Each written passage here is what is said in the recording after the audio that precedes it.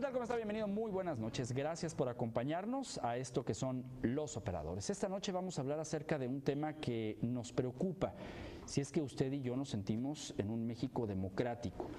El asunto es grave en las dimensiones en las que se están dando porque no está siendo incluyente esta propuesta de crear un Instituto Nacional Electoral. Esta noche quiero agradecer que se encuentre con nosotros José Tomás Figueroa Padilla, él es consejero presidente del Instituto Electoral y de Participación Ciudadana. Gracias por acompañarnos. Ramiro, muy buenas noches, gracias por la invitación. Está también con nosotros Juan José Alcalá Dueñas, consejero electoral, gracias por acompañarnos. Ramiro, buenas noches, un saludo al público. Y gracias a Jorge Alberto Latorre Flores, consejero electoral, gracias por acompañarnos. Encantado, Ramiro. Yo creo que ojalá que esta dinámica la puedan hacer también las televisoras abiertas, ojalá que esta dinámica también la hagan los programas de radio, para escuchar quiénes son los que pueden y están autorizados a hablar respecto a la construcción de una democracia en México. Y precisamente por eso en los operadores quisiera tocar este asunto. ¿Cómo percibe Tomás Figueroa al momento en que llega esta iniciativa de crear un Instituto Nacional Electoral y dejar fuera el trabajo que se ha venido haciendo en los estados? Bueno, pues es una iniciativa, como bien comentas, que presentan dos fracciones parlamentarias al seno del propio Congreso de la Unión, en el cual la idea o bajo el argumento de reducir costos a la organización de los procesos electorales y por otro lado que los actores políticos o los gobernadores tienen secuestrados a los institutos en cada una de las entidades federativas, presentan la idea de hacer un órgano único encargado de hacer las elecciones en todo el país, tanto las elecciones federales como las locales. Y una vez que revisamos esta propuesta, o al menos lo que se tenía en esta iniciativa, nos resultaba que tratándose de una reforma de tal envergadura, tú lo acabas de comentar, es el diseño institucional o el andamiaje jurídico electoral para organizar las elecciones los próximos años en nuestro país, pues nos parecía que debía ser una reforma ampliamente discutida, donde intervinieran académicos, expertos en la materia electoral, revisar de manera puntual los avances que se han dado en las entidades federativas y también, ¿por qué no?, con el Instituto Federal Electoral, para que juntos, con nuestros argumentos y nuestras experiencias, se pudiera llegar a un mejor sistema electoral que pudiera ser implementado en las próximas elecciones.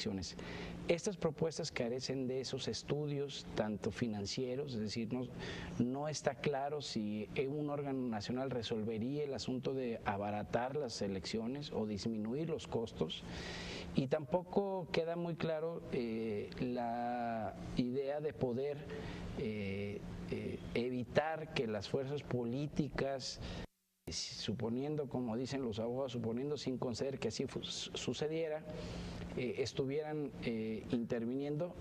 Creo que hay elementos que se pudieran revisar de manera más puntual y creemos que partir de particularidades y hacer generalidades nos parece un tanto irresponsable por parte de los que nos están proponiendo esta idea.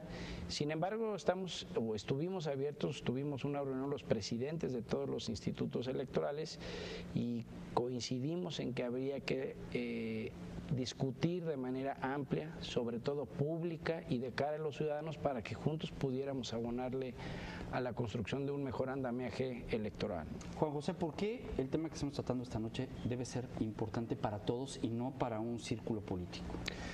Bueno, primero que nada, vivimos en democracia, los ciudadanos tenemos la oportunidad de expresarnos a través de las urnas y bueno, para lograr esto se necesitan los canales adecuados, no nada más para emitir el voto por determinada opción, sino para que este voto sea confiable, sea creíble, que sea a partir de autoridades autónomas que brinden certeza, donde haya todo un esquema de legalidad. Y bueno, pues en este sentido, el sistema electoral mexicano, como lo conocemos ahora, donde bueno, tenemos una autoridad federal, donde se respeta el federalismo, las decisiones que se toman en los estados, pues se ha venido discutiendo y sobre todo estas iniciativas que aquí se comentan en la mesa, vienen de alguna manera a centralizar una serie de procedimientos que son fundamentales para darle objetividad, para darle legitimidad a los procesos electorales. Es decir, se está haciendo, como en muchas ocasiones se ha dado en nuestro país, tomando decisiones en el centro, sin mirar a los estados. Incluso en alguna de las iniciativas, uno de los argumentos de la exposición de motivos es el principio de subsidiariedad, es decir, que en los estados no sabemos hacer las cosas y que en el centro sí, de alguna manera tienen las soluciones de todos los problemas. Y bueno, pues yo creo que en una república ya como en una república federal, como lo marca nuestra Constitución, y sobre todo en un esquema donde tenemos ya canales más abiertos de participación ciudadana, donde la gente a través de la información, a través de la transparencia están más vinculados en el proceso político, en el proceso de creación de políticas públicas, ya como un elemento, digamos, de contrapeso al poder público. Bueno, pues en este sentido creo que se tienen que discutir ampliamente de todo este tipo de reformas y sobre todo pensando en una visión nacional, en una visión de Estado de largo plazo, no por, y bueno, aquí quiero mencionar algo, las instituciones están por encima de los hombres. Yo creo que la discusión no debe de ser si se nombran consejeros del IFE, si se nombran consejeros del INE, si se nombra un servicio profesional, sino el estructurar toda un esquema institucional que vaya de acuerdo a las necesidades del país, que vaya de acuerdo a las necesidades de promover la participación de los ciudadanos en las elecciones. Y bueno, pues en este sentido sí crear, digamos, reformas constitucionales, reformas legales que sean de mucha mayor profundidad y sobre todo que sí nos sirvan no para lo inmediato, que sean pensadas viendo en el futuro para los próximos 20, 30, 40, 50 años. Porque como ciudadanos estamos en la madurez como para poder opinar, oponernos a esta iniciativa, o bien ¿qué tanta responsabilidad tenemos los medios de comunicación de informar objetivamente lo que se está proponiendo arriba? Bueno, es que una de las cuestiones principales que efectivamente nuestra democracia aún no está llegando a su plena madurez tiene que ver con el involucramiento de los ciudadanos a través de la información que estos perciben. Hay cosas que efectivamente tienen que mejorarse, pero no son parte ni materia de esta reforma. La cuestión más o menos estructural, podemos decir que con sus asegúnes igual funciona. Tenemos procesos que los que tenemos ya algunos pocos de años, recordamos que no se parecen muchísimo a los de los 70s, sino que es una cuestión más o menos salvada. En esta segunda parte, en lo que tiene que ver con la democratización de la información, la calidad de las fuentes de información y la forma en cómo los ciudadanos la procesan para después participar en política, es efectivamente una circunstancia que convendría mejorar en nuestra democracia. Sin embargo, no es materia de esta reforma. Vamos, la idea es que nuestros ciudadanos trasciendan esa condición de súbditos y permanezcan ahora, se reconozcan como participantes de esta democracia, no solamente en un votas y te vas, sino en un votas y te quedas y supervisas precisamente a aquellos por los cuales votaste o por los que no votaste, con el auxilio, por supuesto, de esa parte fundamental que son los medios de comunicación. Yo creo que esto que estás manejando es real. Y yo te lo digo como representante de un medio de comunicación. ¿Qué nos hace falta a los reporteros, a los periodistas, a los comunicadores? Entender, tiene que venir de quién, de los órganos como ustedes, una capacitación, explicarnos qué, para poder llevar nosotros el mensaje de los riesgos que correría, o te lo voy a decir así abiertamente o a la mesa directamente.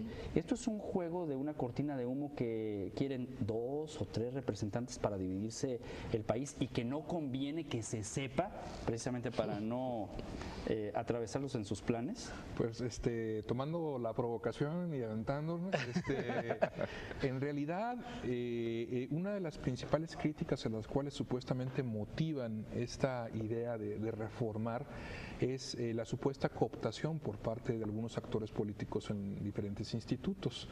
Sin embargo, quienes saben de política saben que en la política no hay espacios vacíos. Claro. Y que el margen de decisión que se le cancele a algún actor, algún otro actor lo tendrá. De acuerdo con esto, entonces, ¿cuál es la idea? El problema es la sustancia o el problema es el beneficiario. Si el problema es genuinamente la sustancia, entonces generemos mecanismos institucionales que moderen los apetitos de los actores, que son de suyo actores políticos y se comportarán como tales, aquí, en China, en Estados Unidos, en donde sea. Lo importante es que las instituciones eviten que los apetitos de los actores le generen un daño al país. Vamos, política siempre habrá, motivaciones políticas siempre las hay. Aquel que las niega es un fariseo. Lo importante es que esas motivaciones no trasciendan los intereses del Estado, no lo obstaculicen. ¿Coincidimos? Fíjate que yo, algo que hemos comentado en cafés y lo hemos en distintas charlas. Muchos cafés, yo creo, ¿no? Los medios de comunicación y las autoridades electorales corremos o tenemos la misma función social que es de generar una opinión pública mejor informada. En la medida que los medios de comunicación, las autoridades electorales incentiven y promuevan una opinión pública mejor informada, en ese sentido estaremos recibiendo ciudadanos de calidad que van a estar pendientes y atentos a las decisiones que toman nuestras autoridades electas cada 3 o 6 años, dependiendo el tipo de elección que se trate. Y en ese sentido me parece que tenemos una deuda pendiente con los ciudadanos en cuanto a que no estamos siendo promotores de información veraz, oportuna, para que los ciudadanos tengan plena conciencia de lo que está sucediendo en su entorno y en consecuencia poder tomar acciones para poder modificar las mismas que se están dando. Nosotros hemos trabajado mucho en la parte de incentivar a los ciudadanos para que participen, y unos aliados estratégicos son los medios de comunicación. Los medios de comunicación durante la historia de la democratización, si me permiten el término, en nuestro país, pues han sido pieza fundamental, han sido piedra angular en los cambios que ha tenido nuestro país. Antes no conocíamos antes conocíamos al presidente de la República cuando el presidente lo destapaba al candidato. Hoy lo conocemos después de que pasa la jornada electoral, y en eso los medios de comunicación han sido punteros en cuanto a definir o abrir la información para que los ciudadanos tengamos mejores opciones y sobre todo mejores herramientas para tomar las decisiones a la hora de emitir, por poner el ejemplo del voto, ¿no? Juan José. Sí, bueno, yo quiero retomar una frase que leí el otro día de un político argentino que dice que la estructura política muchas veces se da no para generar ideas, sino para destruir reputaciones. Y bueno, yo creo que en este ejercicio de los medios de comunicación, de las instituciones, se debe dar con base en una corresponsabilidad para informar lo que construya, informar los avances, digamos, en un ejercicio democrático, en un ejercicio de responsabilidad plena de mejorar una sociedad, es decir, de darle mayores herramientas a una sociedad a través de la información, y por otro lado señalar. ¿Por qué no? También creo que señalar es muy válido. Sin embargo, dentro de un esquema que permita también que el señalamiento tenga un eje donde se pueda romper con alguna inercia negativa para salir a una propuesta positiva. Yo creo que parte del proceso democrático es eso, parte del proceso es el responsabilizarnos, digamos, el comprometernos con base en la búsqueda de qué es lo que queremos como sociedad. Y bueno, pues cada uno de nosotros dentro de nuestro ámbito, en el caso de nosotros el ámbito público, en el caso de ustedes como medios de comunicación que informan permanentemente a los ciudadanos, pues sí establecer, digamos, algún ejercicio de corresponsabilidad para caminar juntos. Esto no quiere decir que estemos de acuerdo en todas las ocasiones, es decir, el desacuerdo vale. Yo creo que aquí la dialéctica de la discusión es importante, y bueno, pues en este sentido yo creo que es parte del trabajo que debemos ir construyendo poco a poco, tanto instituciones con los ciudadanos, tanto instituciones con los medios de comunicación, y sobre todo no dramatizar hechos, es decir, todos de alguna manera dramatizamos hechos que se convierten al rato ya en tendencias negativas para nuestra sociedad, y bueno, de alguna manera como establecer canales de mucha abiertos, pero con mucho criterio. Creo que aquí es importante también buscar que dentro de la sociedad, buscar lo positivo de la sociedad y tratar de quitar lo negativo dentro de toda esta relación. Vamos a hacer una pausa y regresamos con la segunda parte de Los Operadores. Estamos entendiendo cómo es que nos quieren vender la idea en México de que se requiere un Instituto Nacional Electoral. Volvemos.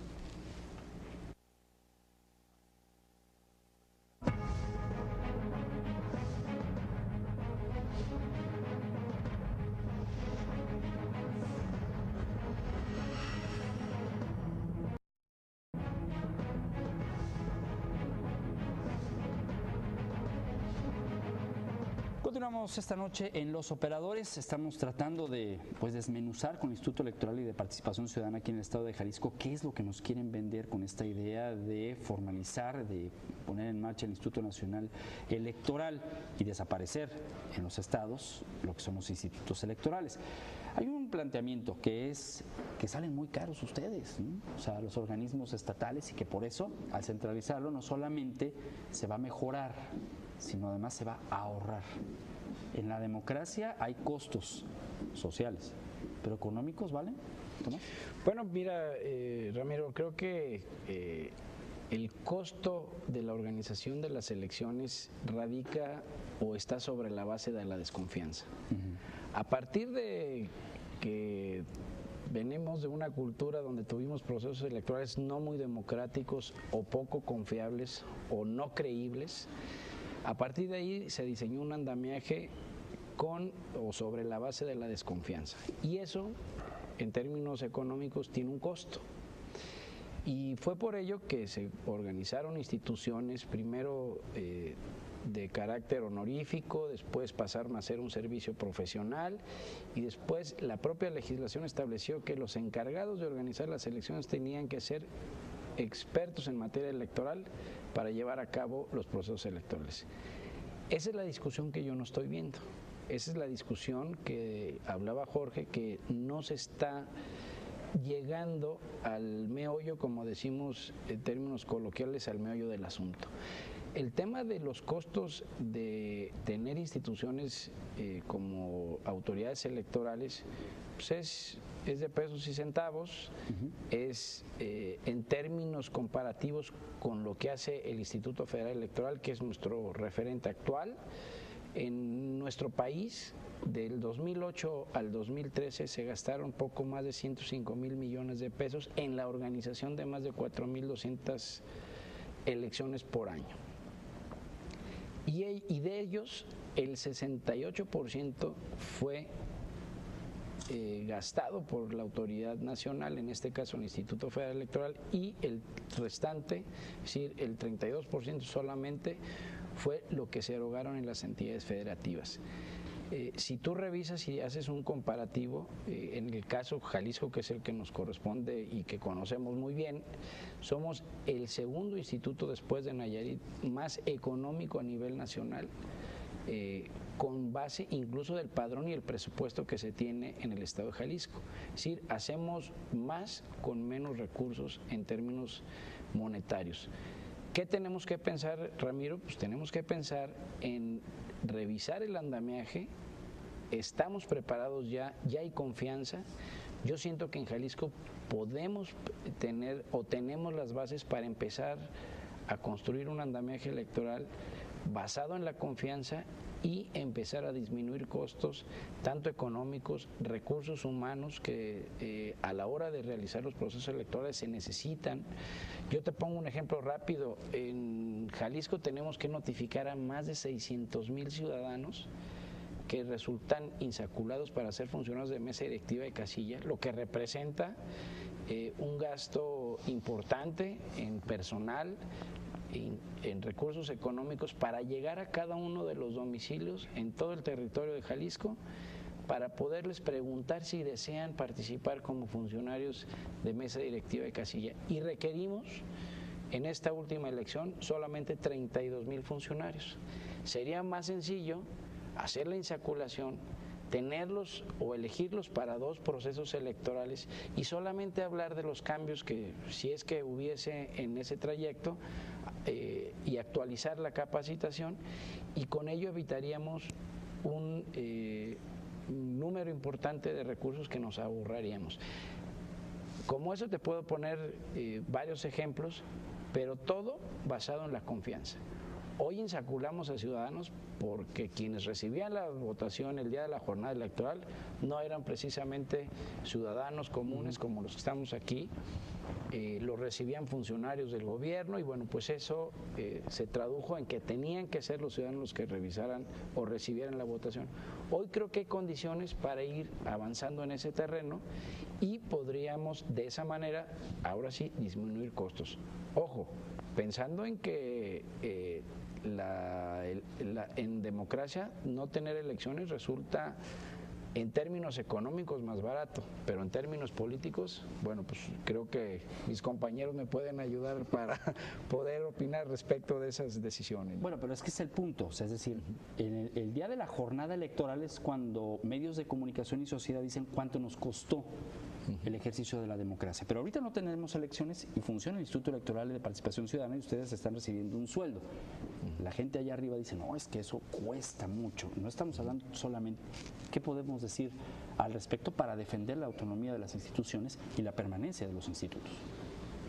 Bueno, mira, en realidad hay que decir una cosa, las elecciones no, la democracia se verifica en las elecciones, pero no se construye en las elecciones. Pues es lo que vemos. El momento de poner una urna es un momento fundacional, es un momento importante, pero para que esa urna se ponga ahí debe de haber por lo menos 9 meses de trabajo, 6 meses previos, 3 meses posteriores, más todo lo que tiene que ver con la fiscalización de los partidos durante el periodo no electoral, más todo lo que tiene que ver con una gran cantidad de cuestiones. Sin embargo, hay una cosa esencial que precisamente tiene que ver con eso y con esta reforma. Estamos queriendo modificar o moverle a la parte procedimental, que es una parte más o menos ya aceitada, predecible, que funciona. Porque unas democracias impredecibles tienen un altísimo costo, no solamente para los mercados, sino para la propia democracia en sí. Entonces, a lo que conviene precisamente meterle es para que en estos tiempos conocidos como tiempos de paz se promueva la cultura política democrática, porque hay que decirlo, buena parte del desencanto de la democracia es porque a un autoritario no le va a gustar una democracia. Una parte importante de nuestra cultura política tiene un acendrado origen autoritario dentro de las instituciones esenciales que la conforman, como la familia, la iglesia, la escuela, etcétera, que son instituciones jerárquicas en donde hay una cabeza que dice lo que los demás hacen. De esta forma, para poder entonces efectivamente avanzar hacia una consolidación de la democracia, donde el ciudadano comprenda que efectivamente es elector sí, pero también es contribuyente, también es miembro de ese Estado de Derecho que tiene que obedecer, también es un integrante como solidario de su comunidad, también es un consumidor de productos de calidad. Entonces, el momento en que el ciudadano se comprenda dentro de esta integralidad de lo que implica una ciudadanía plena, entonces efectivamente avanzaremos hacia una democracia más consolidada. En realidad, el átomo de la democracia es el ciudadano y es el momento entonces de que se generen las reformas para poder trabajar en la consolidación de esto y que lo procedimental que ya más o menos nos sale y que los que estudiamos esto sabemos lo que nos costó llegar a esto, lo dejemos en paz. O sea, entrar no solamente a la parte procedimental, sino a la parte sustantiva de la democracia. Creo que ese es el siguiente punto de la agenda. Bueno, pues yo coincido aquí con los temas y además aunarle, sumarle que no nada más el tema de la educación cívica, que sería un primer paso, es decir, dividiría aquí en tres el asunto de nuestra democracia. Por un lado, la democracia representativa, que es la obligación de ir a votar, de tener los poderes consolidados, tanto el Ejecutivo como el Legislativo, en los congresos locales y federales, el Senado. La democracia participativa, que es otro de los grandes procesos, es decir, pues es de alguna manera el apellido del Instituto Electoral. Hasta ahorita tenemos 3 herramientas de participación ciudadana que el ciudadano puede gestionar para incidir en políticas públicas, en el caso del referéndum y el plebiscito, pero además también está la posibilidad de que el ciudadano pueda diseñar, modificar o incluso buscar la abrogación de leyes que afectan cuando un grupo organizado digamos, tramita esto y bueno, en el Congreso ya se daría el trámite. Una tercera parte que creo que también es fundamental y es parte de, ahora sí que de la democracia ciudadana, la parte de las causas, la parte del trabajo comunitario, la parte de la organización social, que no tiene que ver muchas veces con la causa política ni con la incidencia de políticas públicas, muchas veces tiene que ver con la filantropía, muchas veces tiene que ver con el apoyo a comunidades, el apoyo entre ciudadanos, etcétera. Yo creo que parte de lo que de alguna manera se debería de medir en costo, más que económico, porque el costo económico puede ser, digamos, si nos comparamos como institutos electorales con un día de venta de petróleo en el país, bueno, pues a lo mejor nuestro costo es muy bajo, ¿no? Pero si nos comparamos, por ejemplo, con el presupuesto de un municipio pequeño como Etzatlán, pues vamos a ser demasiado grandes, ¿no? Igual el asunto salarial, es decir, creo que el tema no va por ahí. Las instituciones, reitero, no son instituciones de personas, son instituciones que trascienden a las personas, son instituciones para llevar a cabo una función muy específica dentro de todo este entorno social que tenemos. Y bueno, pues en este sentido yo creo que el costo más grande que tendríamos, y se está viendo ahora con el asunto de la reforma educativa, el costo más grande que teníamos sería un país inestable. ¿Inestable cómo? Ya lo hemos visto en otros procesos electorales, cuando un candidato presidencial toma una de las avenidas principales del país y bueno, pues en este sentido pierden los negocios, pierden la movilidad, pierden los ciudadanos que tienen que de alguna manera pues establecerse sus actividades dentro de un entorno ciudadano, no las marchas, las protestas, etcétera. Yo creo que en este caso apostarle a la democracia de manera objetiva, de manera más allá de la visión de grupos de poder, es decir, de los intereses de grupos de poder muy específicos que buscan diseñar instituciones para, bueno, tomar decisiones. Antes se tomaban las decisiones o se toman las decisiones en los 32 estados de una manera federal y ahora ya se busca que las decisiones sean centrales para que ya sean menos personas las que incidan en estas decisiones. Yo creo que aquí hay que apostarle por el lado donde los más decidamos lo que necesitamos. Creo que la democracia es una herramienta fundamental para desarrollarnos en sociedad, para ser mejores ciudadanos y sobre todo pues sí tomar muy en cuenta que el costo más grande que podamos tener en este país no es precisamente económico, es un costo de inestabilidad social y sobre todo en un ambiente donde, digamos, los conflictos están a la orden del día. Por suerte aquí en México tenemos conflictos que todavía son salvables en cierta medida, pero sí ya un asunto donde estemos ciudadanos contra ciudadanos creo que es delicado.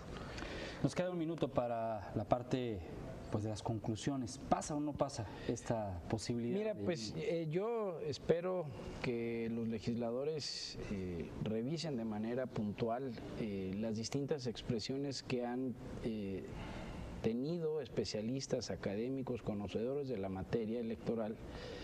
Y al final de cuentas, para eso los elegimos, son nuestros representantes populares, son los que tendrán en sus manos la decisión de construir un nuevo andamiaje electoral, siempre pensando y hay que aspirar a que se discuta de manera pública, insisto, la sustancia de la construcción de nuestro marco jurídico. Creo que en esa parte me parece que se han quedado cortos. Yo espero que las decisiones que estén tomando se atiendan de manera puntual y sobre todo que aspiremos a tener un sistema jurídico electoral que garantice a los ciudadanos que el día que acudan a votar haya certeza y que sobre todo se incentive la participación de los ciudadanos para que no solamente en el proceso electoral a la hora de emitir el voto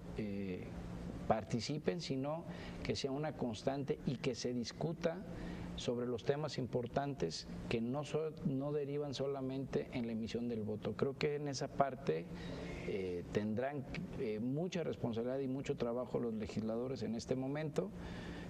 Tal como la están presentando me parece que trae ciertas complejidades y yo hago votos para que se hagan de mayores herramientas y de mejores elementos para tomar una mejor decisión, ¿no? Jorge, en 20 segundos. Bueno, nosotros hemos sido especialistas electorales antes y seremos después de esta reforma, pase o no pase. Cualquier cosa que ocurra tendrá que ver con que la supervisemos los medios de comunicación, analistas, especialistas y profesionales para que ocurra lo mejor para nuestra República. Muchas gracias, Juan José.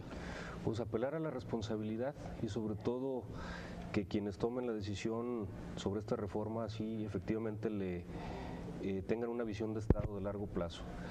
Algunos párrafos de esta reforma política, bueno, pues nos costó una revolución el siglo pasado. Yo espero que ahora sea una revolución política de discusión, de diálogo, y bueno, pues que los grandes cambios se logren de manera responsable. Pues muchas gracias a los invitados de esta noche, pero sobre todo gracias a usted por el favor de su atención. De verdad, este tema es serio, este tema se tiene que socializar más. Hay partes que hablan a través de los medios de comunicación. Nosotros pusimos en la mesa esto, pero creo que nos debemos de sumar toda la sociedad para defender lo que en la historia tanto trabajo ha costado, que es pues, la permanencia de los institutos electorales. Soy Ramiro Escoto, gracias por su atención. Está usted informado. Hasta la próxima semana en otro más de Los Operadores.